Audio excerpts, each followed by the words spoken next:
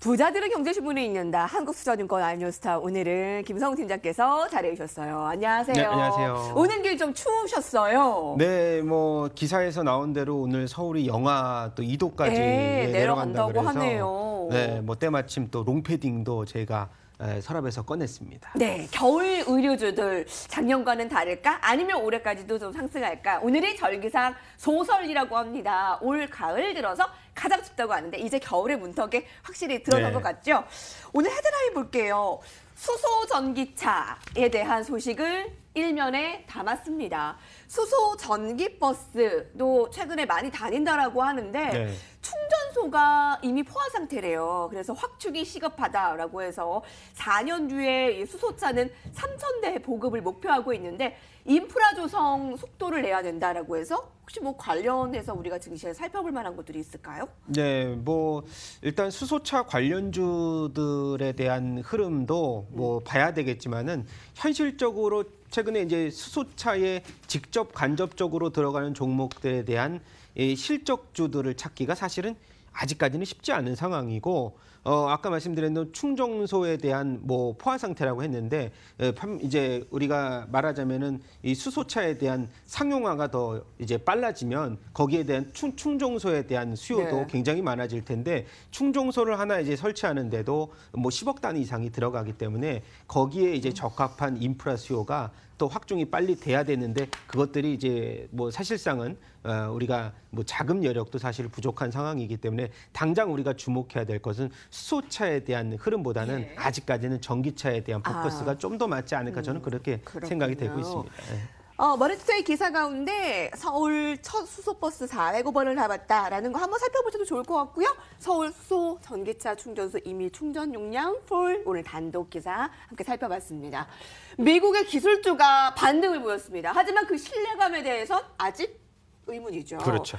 한국 증시 오늘 상승 출발했는데 이 기사에 따르면 상승 출발한 이후에 바로 매물출의 가능성이 있다라고 제시를 하고 있습니다.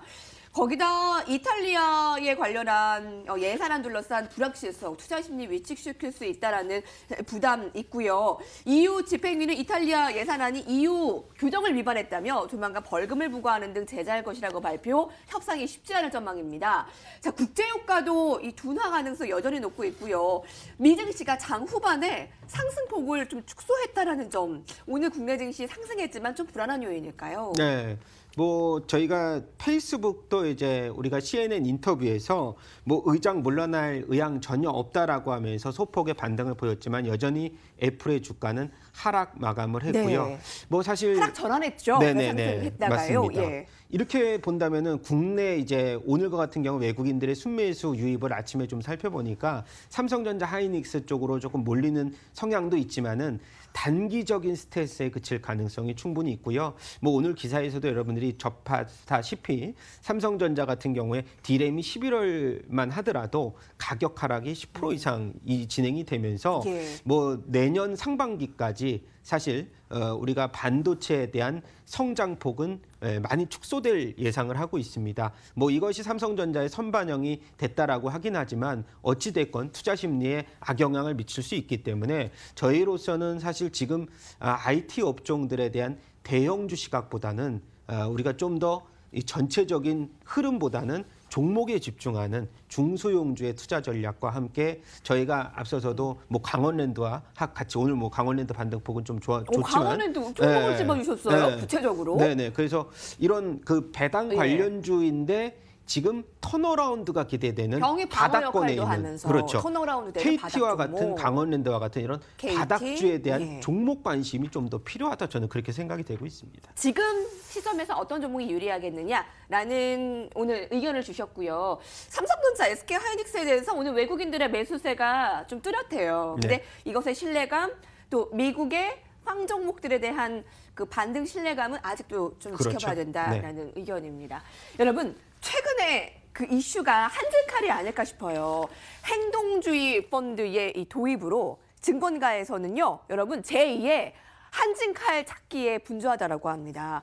이 국민연금의 스튜어드십 도입으로 그동안 좀 삐딱했던 이런 시선들이 주주행동주의에 대한 시선들이 좀 좋은 시선으로 좀 바뀐 것도 아무래도 주주행동주의에 대한 강화 원인 중에 하나가 될 텐데요. 자, 한진칼의 주가는 단기간에 올랐습니다. 거기다 KCGI가 자회사인 그레이스 홀딩스 또한 한진칼 지분 9%를 확보했다라고 공시한 이후에 사흘 만에 17% 올랐고요.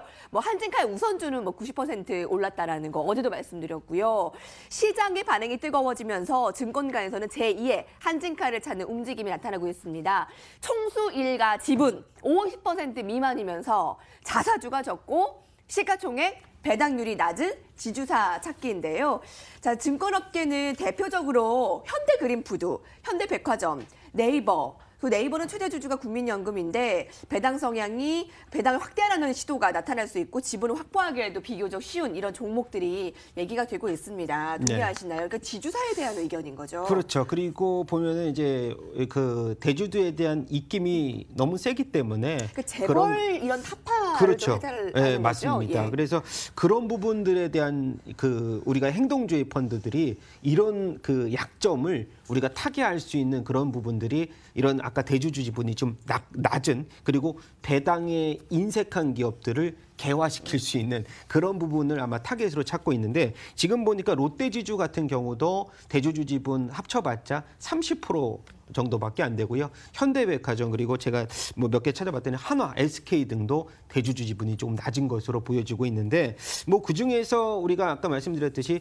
실적의 턴어라운드가 이어지고 그리고 아까 대주주 지분이 낮고 현금 잉여금은 많은데 주주환원 정책이 좀 약한 그런 기업들을 아까 말씀드렸던 대표적으로 롯데지주, 뭐 한화 등이 이제 손꼽히는데 최근 들어서 그 현대백화점도 우리가 그 눈여겨 볼 만한 게 지금 아까 말씀드린 대로 실적이 수반되면서 대주주 지분이 낮은 사실 네이버 같은 경우는 최근 들어서 실적에 대한 약세가 좀 이어지고 있기 때문에 투자자들이 우리 시청자분들도 진입하기는 사실 쉽지 않은 종목들도 좀 있어요. 그렇기 때문에 제가 이제 몇 가지 말씀드리면 현대백화점은 지금 면세점 매출이 일평균 기준으로 10억 원을 돌파하면서 최근 들어서 이제 럭셔리 브랜드의 매출이라든가 이런 부분들을 봤을 때는 그리고 나중에 또 블랙 프라이데이에 대한 연말 특수기 대감까지 더해진다면은 우리가 유통주들 중심으로도 우리가 선택을 해보는 것도 좋고요. 그리고 우리가 롯데지주 같은 경우도 제과의 뭐 가격 인상폭과 더불어서 또 최근 들어서 신동빈 회장이 또 이런 기업들 지배구조 이슈라든가 이런 것들을 좀 추진을 강력하게 하기 때문에 이렇게 좀 두 종목 정도를 한번 핵심으로 제가 한번 선택을 해봤습니다.